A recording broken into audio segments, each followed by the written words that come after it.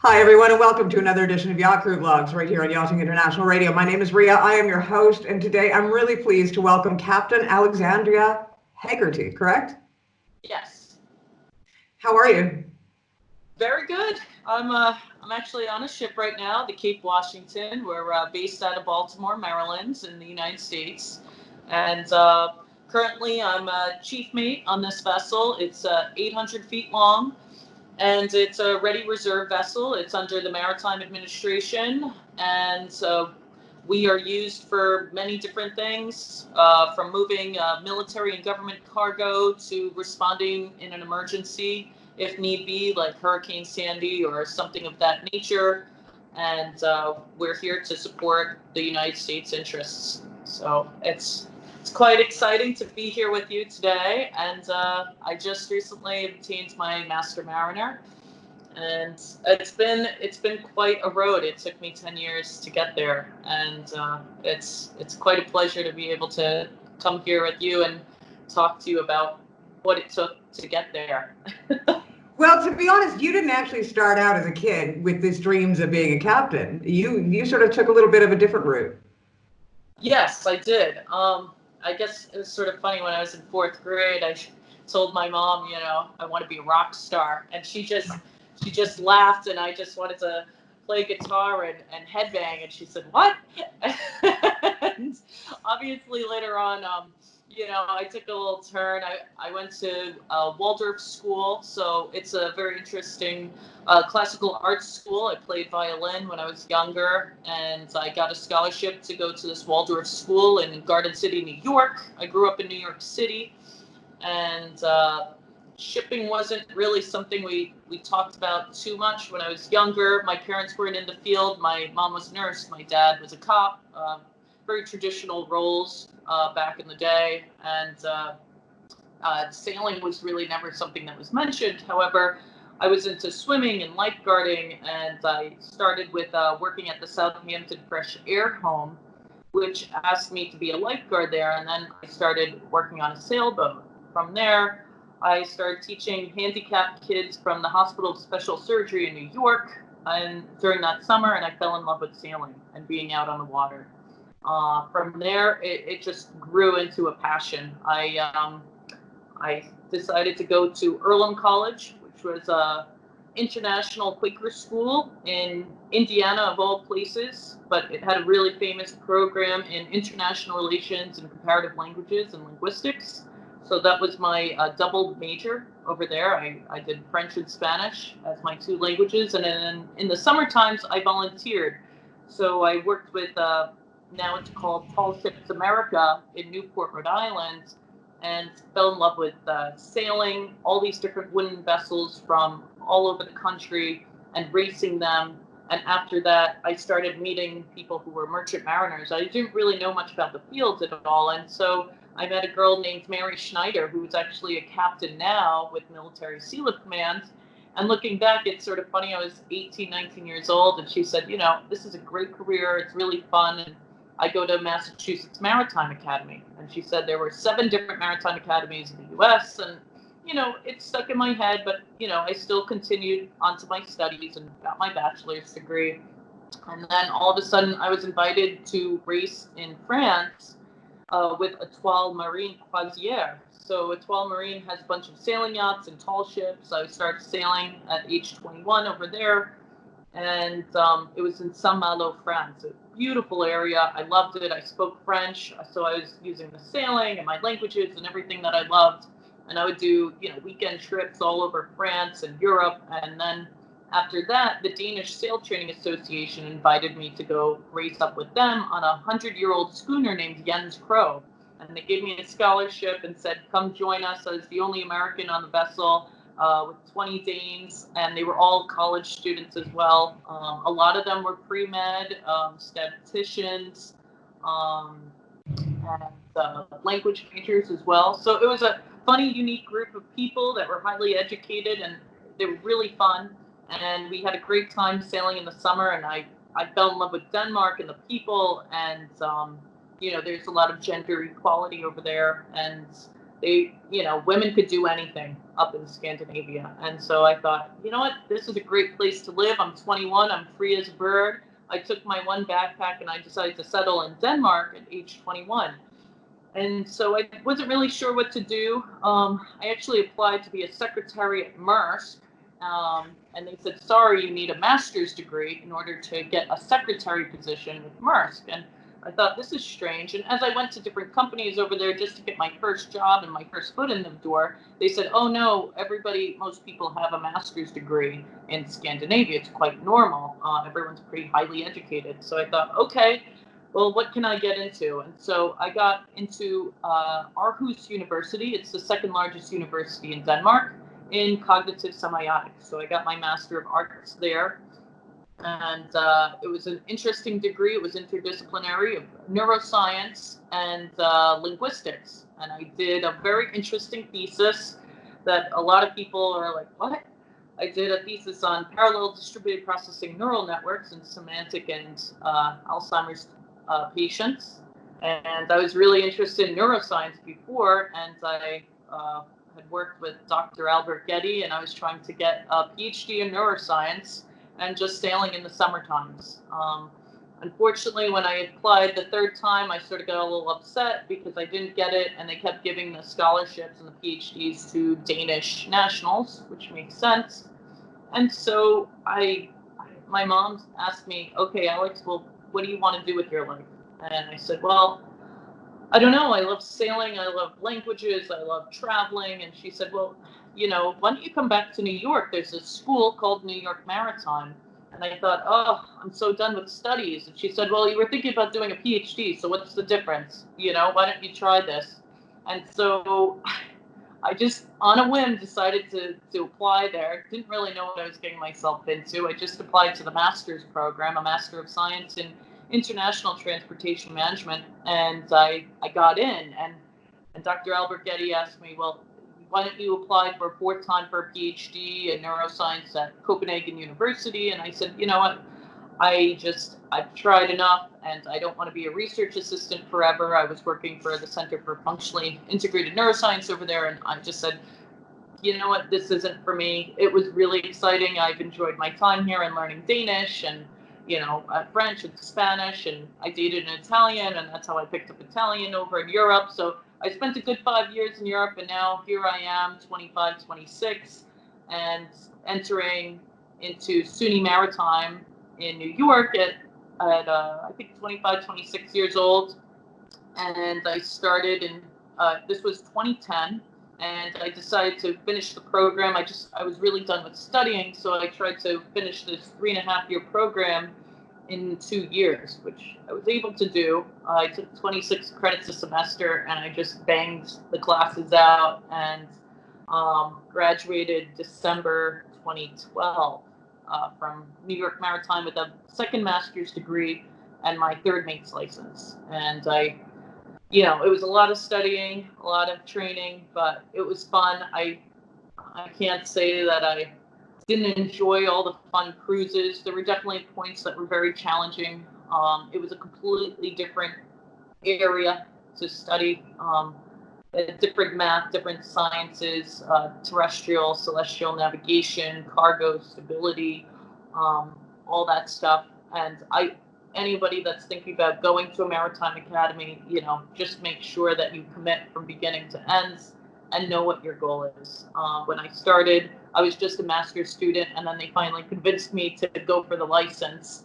And here I am now, Master Mariner, 10 years later, and I'm really happy with where I went. A little traveling here and there, but it's been quite an adventure. You have definitely accomplished a lot in your lifetime already, and the amount of education that you received along the way is absolutely phenomenal. How many women were in class with you? Oh wow, I would say maybe 2 to 3 per class. So I'd be in a room of maybe 40 guys and maybe 2 or 3 women.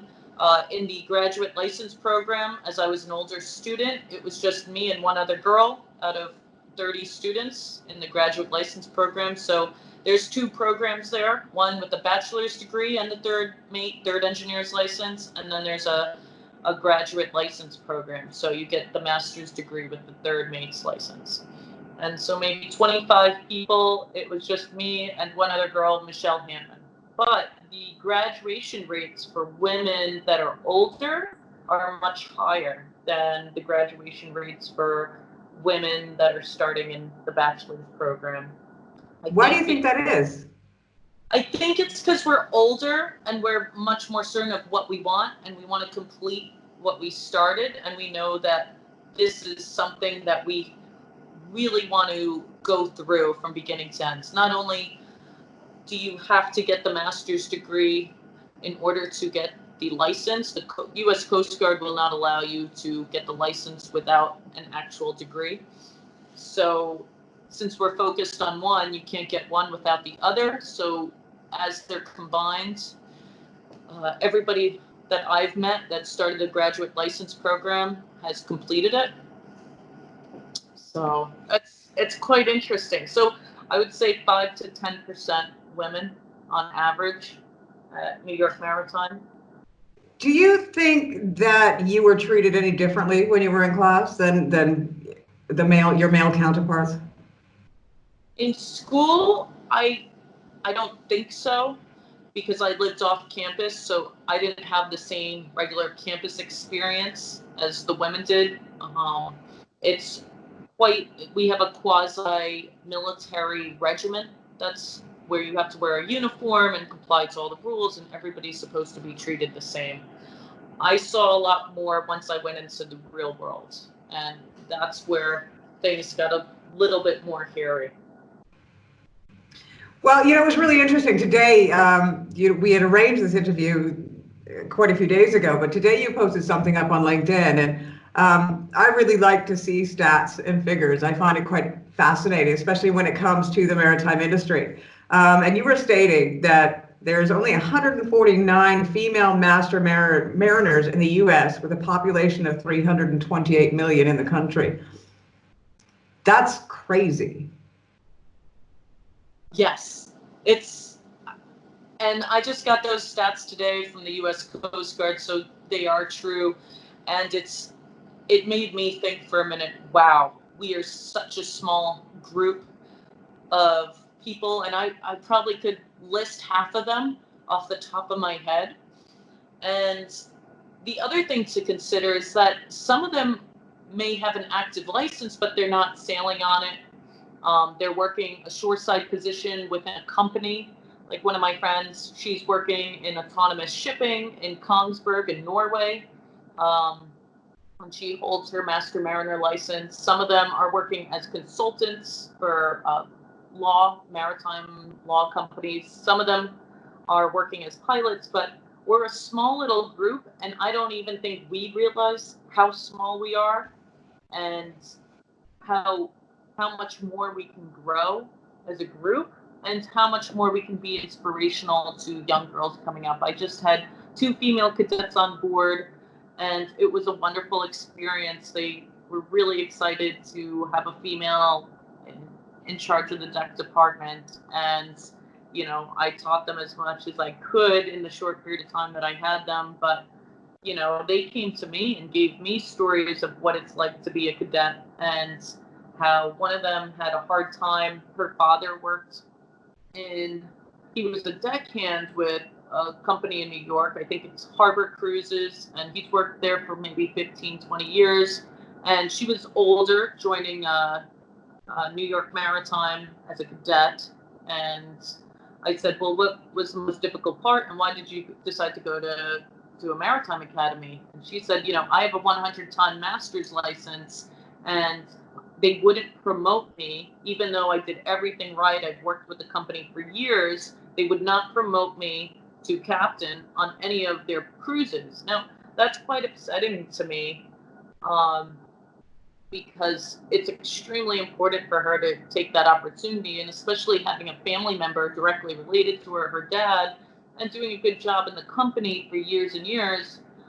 She was quite upset, and I think her boss said to her, well, I'll promote you to captain once you get your unlimited tonnage third mate's license from SUNY Maritime. And she said, you know what? You can go get lost.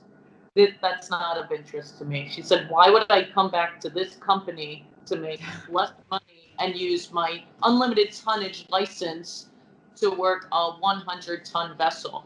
Obviously, the whole fact that women have to prove themselves and go further is quite exhausting. And it was really interesting. Recently, I was on a plane from Aspen to the East Coast, coming here out to the ship to do a relief job. And I had a woman sit next to me and say, "Oh, wow, it's so interesting what you do." And I said, "Yeah, well, what do you think about female airplane pilots?" And she said, "Oh, well, I never really thought that was okay." And I said, "Really?" She said in the beginning, she felt very uncomfortable seeing two female airline pilots driving the plane. And I said, "So would you feel awkward if there was a female ship captain in charge of your life and thousands of other lives, or of the millions of dollars of cargo?" And she said, "I had to step back and reevaluate myself and my judgments and where they come from, because they are based out of nothing." And she originally thought, wow, they can't get a guy to do this job. This is all they have left are these two women. And so she already had a pre-existing connotation that women can't really do the same job or a good job in navigating a ship or driving a plane. And now she's slowly opening, I guess, her mind to that idea, and she's really happy to see women flying planes. But I think it's something that's just going to have to take time. But do you think that the maritime industry straight across the board is doing its job in encouraging young women coming up, 18, 19, 20, to showcase to them the same way they do to males that this is a potential career, whether you want to be as your master unlimited, or if you want to be, a super yacht captain or a yacht captain? Is there enough encouragement within the maritime industry for young women to go for those roles? I think it's quite difficult, honestly. A lot of the guys that I know that went into this industry had fathers that were pilots, captains. Their parents were in the industry, and so they were nudged into this, and they were expected to become, a harbor pilot. And dad makes $1 million a year taking ships in and out of New York City, and he's like, well, you're my son, of course you're going to get this. And I find that the industry, it's quite difficult to get women um, into it, because they were never really given the idea to think about it. I know that Disney Cruises just recently had a female Mickey Mouse dressed as a captain to get more girls interested in the maritime profession, which I thought was an interesting video to see. Um, Not sure how that would encourage it. I'm not sure that actually even sends the right message, to be honest. But that's how I feel. And I also see other captains that parade around, female cruise ship captains that paraded around in, Louboutin heels and extremely tight outfits. And we also have to differentiate, if you want to be treated professionally, to dress the part and to look professionally. And, a woman on a cargo ship obviously is not going to dress the same way as somebody on a yacht or somebody on a cruise ship. And, the importance should be based on the excitement of navigation, learning stability, learning celestial navigation using a sextant. I mean, I'm speaking on the deck department side, getting girls to speak to people like myself about what kind of possibilities are out there, and that it really is possible. The two cadets that I had on my ship recently just wrote me and said, "Thank you so much. You're truly a role model, and I hope one day to be like you, and I really want to be captain now that I see that it's possible." And I think seeing more female role models in the spotlight is going to help young girls I have fathers now writing me on LinkedIn that say, I have 3 girls and I never really thought about the maritime career, but now seeing you, I really want them to talk to you.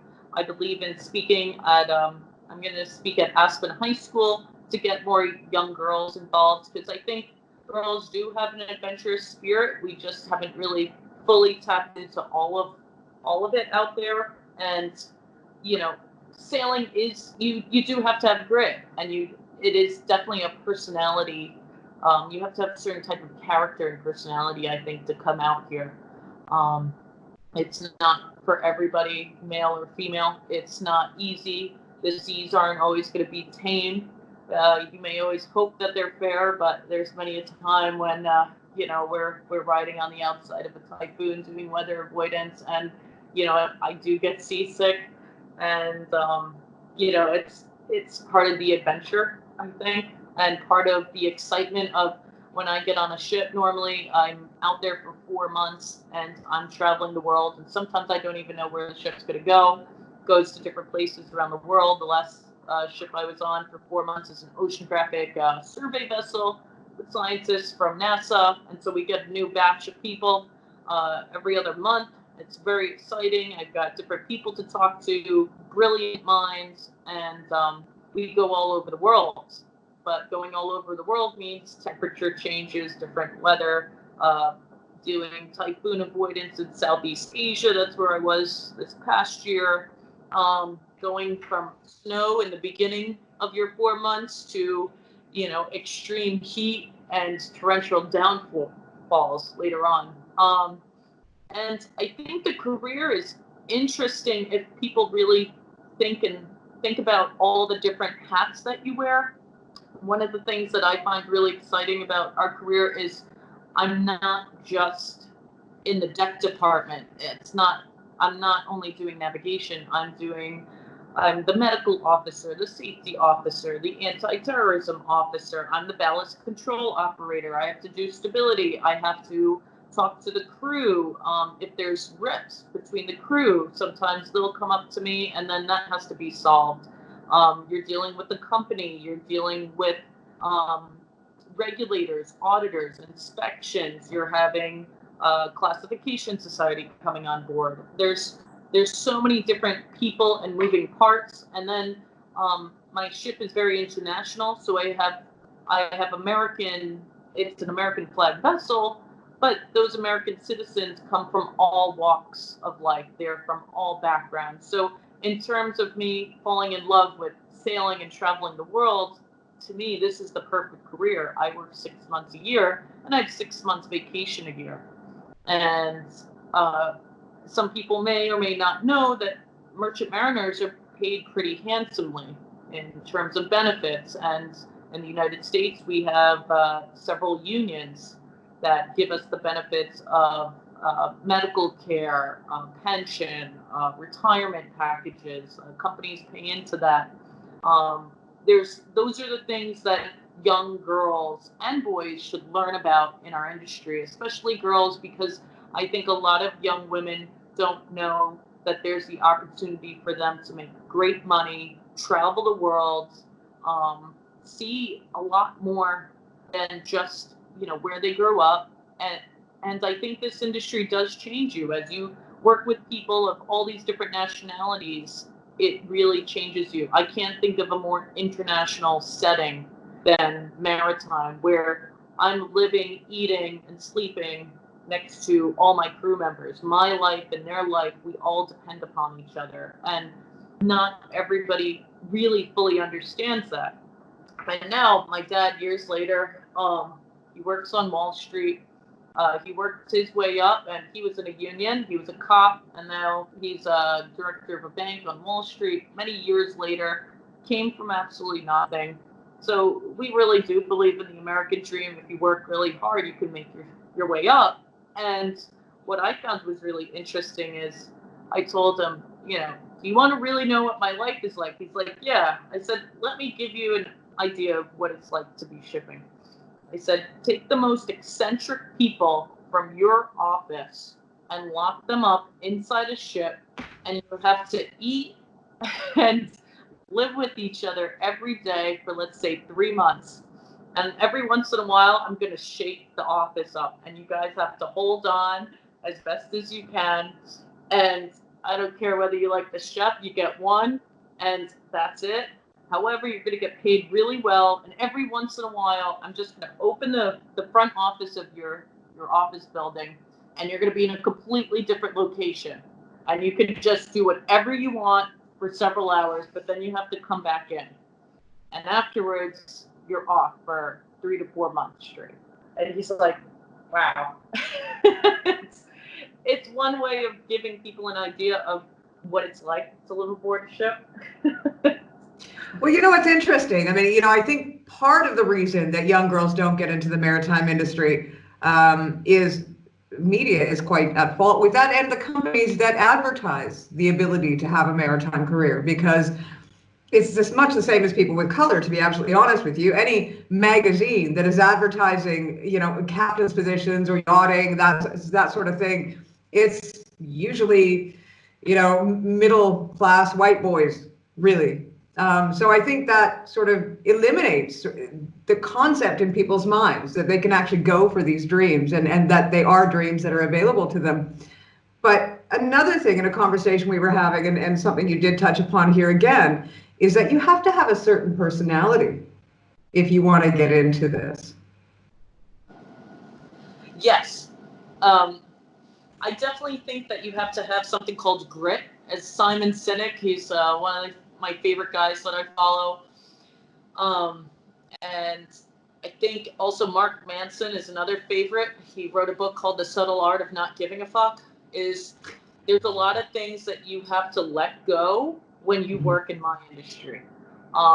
You can't cry easily. You can't get upset easily. There's days where you just bite your tongue and you're like, wow, that was a pretty shitty comment. That was really fucked up of you to say that. I can't believe it, but I'm going to move on because I got to see you tomorrow and the day after, and we have to work together, and we have to finish this project, or we have to solve something, and we have to get to the next port, and somehow we're going to have to learn how to get along, whether I don't like you or you don't like me, or we have differing views, or we're from two different parts of the world. I don't really care. So forcing people to have that kind of grit is something that you need to get out here, because I think that a lot of young people are a little on the soft side, and they're having a lot of trouble integrating with some of the old salts out here, and especially in the commercial world, and also on these government ships. Speaking from the U.S. side, is that, you know, it's a little rougher around the edges than perhaps being on a cruise ship. I don't work on cruise ships. I haven't. I have worked on a yacht in the past, but again, my thing is you have to have grit. You have to have a strong character. You've got to have a strong back. It's not going to, things aren't always going to go your way, and you can't cry or complain about them. And I think, you know, yes, there are a lot of guys in my industry that suck a lot of things up, and they hold a lot of emotions back. And I think we all hit down days. There's definitely days where you're just like, this absolutely sucks and I'm depressed. But again, I think that's situational. You know, you have your downs and you have your ups. Not every day is going to be perfect, but you have to have grit. And grit and integrity, that no matter what, you know, you remember what your goal is and you remind yourself of that. If it's to be chief engineer, or if it's to just, you know, make it through the end of your trip and have that money so that way you can have a down payment on a house, or you want your first car. If you create those goals for yourself and you can mentally, you know, see them at the end of the tunnel, I think that shipping can be much more reasonable for those personality types that can, you know, handle the rough side of this industry, because it's not easy when you pull in and out of port and you're waking up at all these crazy hours. I've worked on a lot of different types of ships, from drill ships to ro-ros, government vessels, all different types.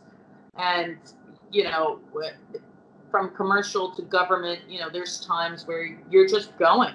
I've had days, my longest days, 18 hours. go, go, go, and things just have to be done. Obviously, there's STCW working hours, and you know you have to give compensatory rest afterwards to crew members if you have a good company and a good captain that cares about those things. Not all companies do, but if you have good companies, good people above you that care about that, that's really important. But again, you know, not all millennials are used to working a 12-hour day. And I'm working 12-hour days for 4 months straight. But then the reward of 4 months of vacation is amazing. And I say to a lot of young girls, I say, well, imagine this. Imagine any hobby, anything that you've ever wanted to do, you can probably do in those 4 months off, right? And what are the two things that most people in life, you know, are missing? It's time and money. Time and money are the two things that people are always missing in their life, you know, and it's easy to get wrapped up in the rat race and just go do your regular 9 to 5 job. But if you want something that's completely unconventional, that doesn't conform to the confines of society, where you lose cell phone signal and you actually enjoy it because you take the time to read a book and, you know, it doesn't get to you, and you find peace and work out and just focus on yourself and what's going on right there and then on the ship and what the next adventure is, this is a great opportunity. And I understand that not everybody is going to make it to captain, and nobody's expected to. If you enjoy being third mate for the rest of your life, I've met people that just love the third mate job and they do that forever. And then, you know, they take some time off and they do something else. But understanding that this career, whatever license you get, opens so many doors, a vast amount of doors that I think a lot of young people don't even realize. You can work overseas. There's 62 maritime academies in the world that you can teach at. That's a lot of possibilities. There's classification societies, and you know, you could be a port captain, or you can, you know, be a maritime witness, or you can write books about the industry. Or my old professor wrote books, pirate stories, and now he's making movies. You'll meet some of the most interesting characters that you'll ever see, I think, out here, and that's quite unique. So I definitely say grit and integrity are the two things that you gotta have to be out here, and you have to have an open mind. If you're not a flexible person, you might be late for your friend's wedding if you're doing this career. If you're gonna miss something at home and you don't want to leave home, then this isn't the career for you.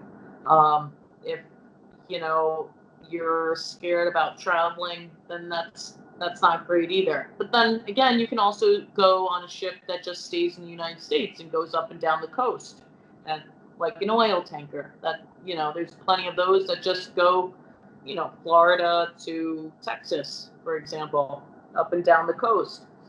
Um, Again, I think there's just so many opportunities, and reaching out to young women especially is something that's important to me, and that's why I started a nonprofit in Aspen, um, the Women's Maritime Foundation, and I try to speak about the industry and get young girls scholarships for a maritime academy of their choice, so they can pursue their dreams of moving up and getting that license, because this isn't cheap to get, or it's you can go up the hawse pipe route, but that takes many years of seat time working from the bottom up. So it's how you want to do it. There's a few ways of moving up the ladder, but I think also magazines, seeing women in positions, senior positions, will really help. You know, Vogue and Cosmo and all these magazines, like they put such an emphasis on fashion and different careers of athletes, but this is just as cool of a job and just as interesting and exciting for young girls. And the ability to be 100% independent when you walk off that ship and have your wallet full and pay off your student loans before all your other friends do, because you made that money and you didn't have to spend it on anything. That's pretty awesome. And then you can go travel the world in your off time and find your hobbies and see all your family. And I think it gives you a lot of freedom and a lot of independence. And I think that's something girls need to learn about and understand that that's a possibility for them. But they're going to have to put the work in. It's not going to be hand given to them. And they're expected to work hard, and sometimes twice as hard.